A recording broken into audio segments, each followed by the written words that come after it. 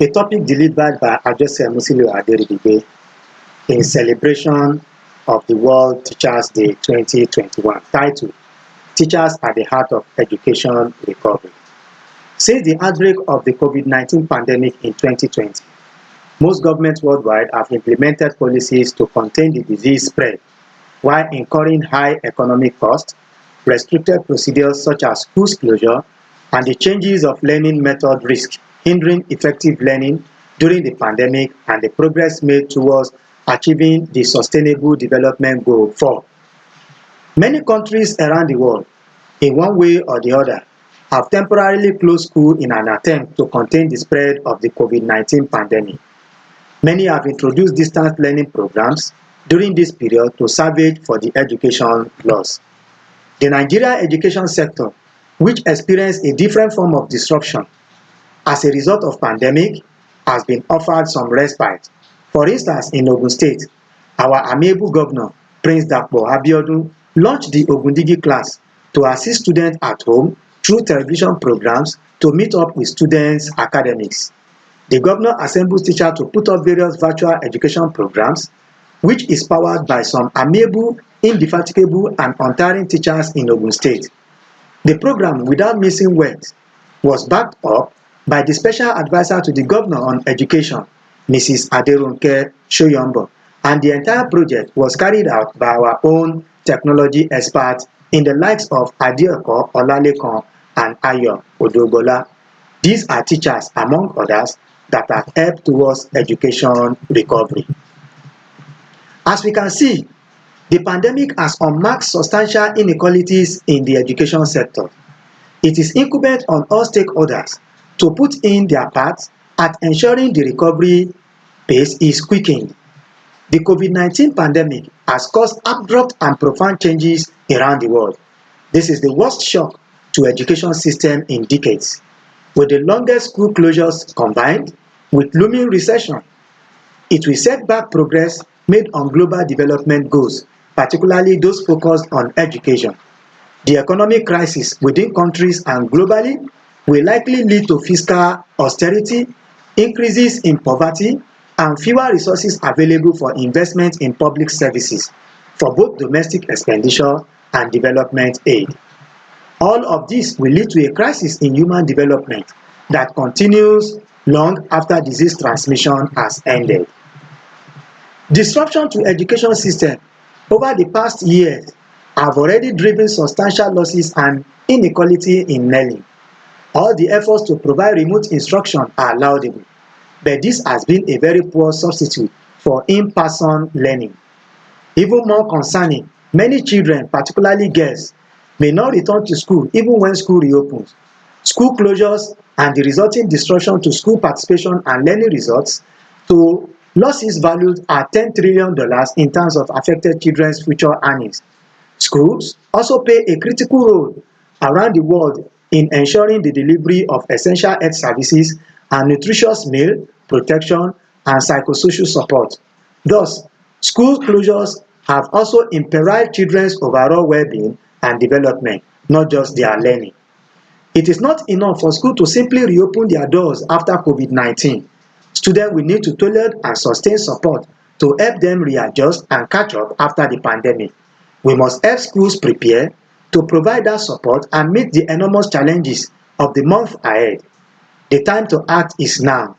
The future of an entire generation is at stake.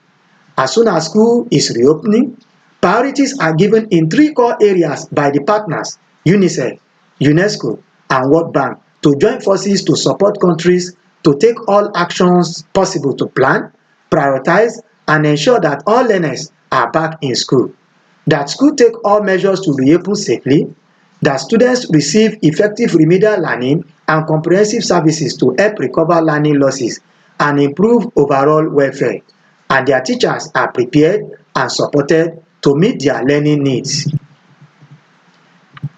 The 3 priorities are: 1.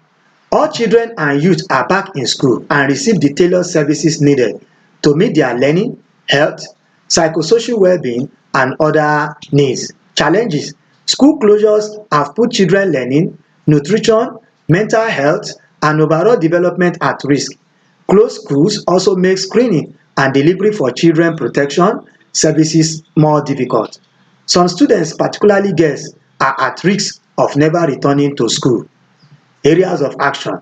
The partners will support the design and implementation of school reopening strategies that include comprehensive services to support children's education, health, psychosocial well-being, and other needs. 2. All children receive support to catch up on lost learning. Challenges.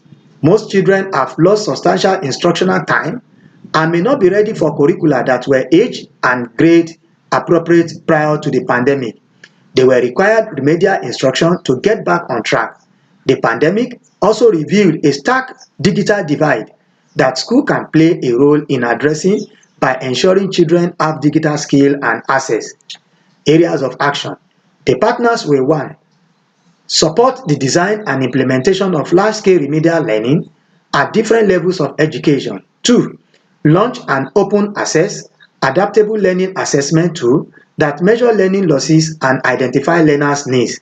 And 3. Support the design and implementation of digital transformation plans that include components on both infrastructure and ways to use digital technology to accelerate the development of functional literacy and numeracy skills.